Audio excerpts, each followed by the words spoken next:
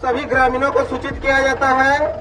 आपके गांव के आसपास में हाथियों की सूचना प्राप्त है। क्या झारखंड के गांवों में इंसान सुरक्षित है? एक तरफ हाथियों का खूनी तांडव और दूसरी तरफ सिस्टम की सुस्ती। लेकिन आज जो झारखंड विधानसभा में जो हुआ उसने सरकार की नींद उड़ा दी है। मांडू विधायक निर्मल महतो के तीखे सवाल और मुख्यमंत्री हेमंत सोरेन का वो बड़ा आश्वासन जिसने पूरी तस्वीर बदल दी है। क्या सच में 10 दिन में मिलेगा मुआवजा? चलिए जानते हैं पूरी रिपोर्ट।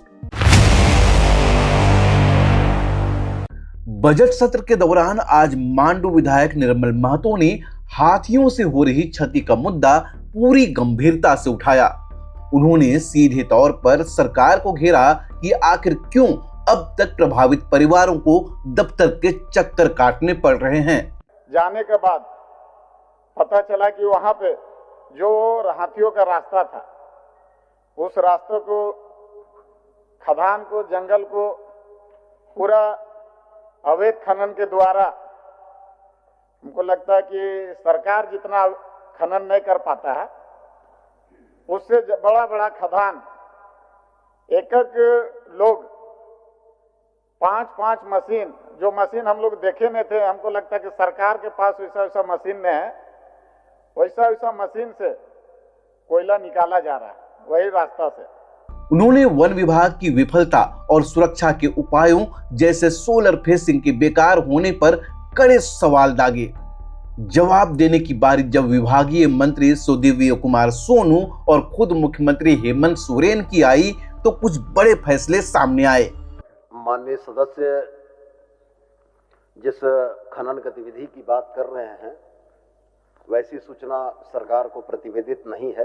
अगर माननीय सदस्य के द्वारा सूचना प्रतिवेदित की जाएगी तो निश्चित रूप से सरकार उस पर कार्रवाई करने पर विचार करेगी।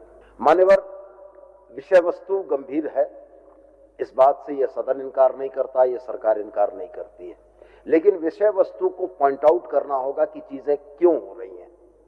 मान्यवर, सड़कों का बनाया जाना भी मानव जाति के लिए भी आवश्यक है, समाज के लिए आवश्यक है। जो लीनियर प्रोजेक्ट्स हैं वो कहीं ना कहीं एलिफेंट कॉरिडोर के बीच में बाधा बन रहे हैं। ये एक बहुत बड़ा महत्वपूर्ण विषय है।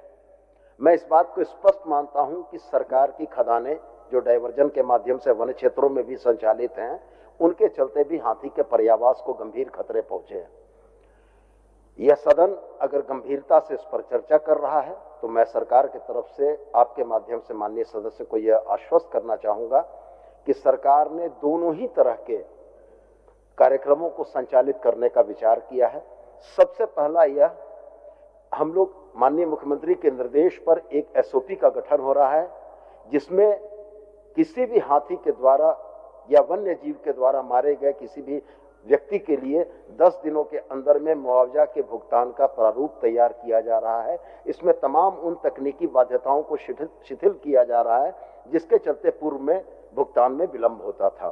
सदन को बताना चाहूंगा कि ये सिर्फ हाथियों को ही लेकर हमारी अब चिंता नहीं है, बल्कि जितने भी जीव जंतु हैं या विशेषकर जो आक्रामक और जानलेवा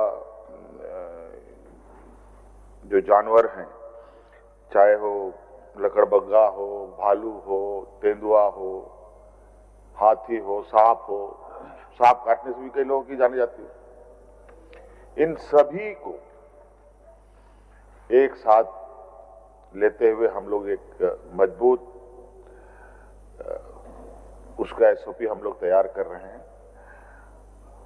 घटना कम कैसे हो, घटना घटती है तो लोगों को मुआवजा कितनी जल्दी हम लोग उपलब्ध करा पाए, और ये भी सुनिश्चित हो रही है कि जहां ऐसे घटना घटेगी डिस्टेंस के अनुसार जो भी हेडक्वार्टर हो और घटना स्थल हो, कम से कम समय में 2 घंटे, 1 घंटा, 3 घंटा, 4 घंटा, जितना भी समय लगे वो सुनिश्चित किया जाए कि पदाधिकारी और उससे संबंधित लोग वहां पर पहुंचे। ये सारी चीजें हम लोग विचार में रखा है, और माननीय सदस्यों ने जो मुआवजा को लेकर भी कहा है, सभी राज्यों के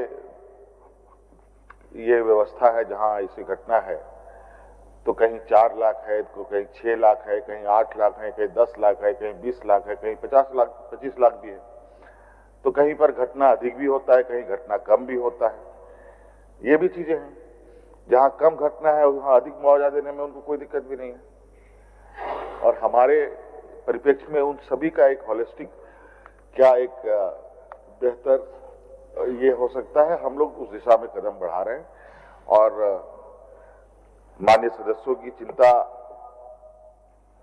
वाजिब है और सरकार इस पर, चूंकि हमने जो ये घटनाएं हो रही थी इसी बीच हमने वन विभाग के लोगों को बुलाया था, पदाधिकारियों को बुलाया था, उनको मजबूत इंस्ट्रक्शन हम लोगों ने भी दिया इंस्ट्रक्शन।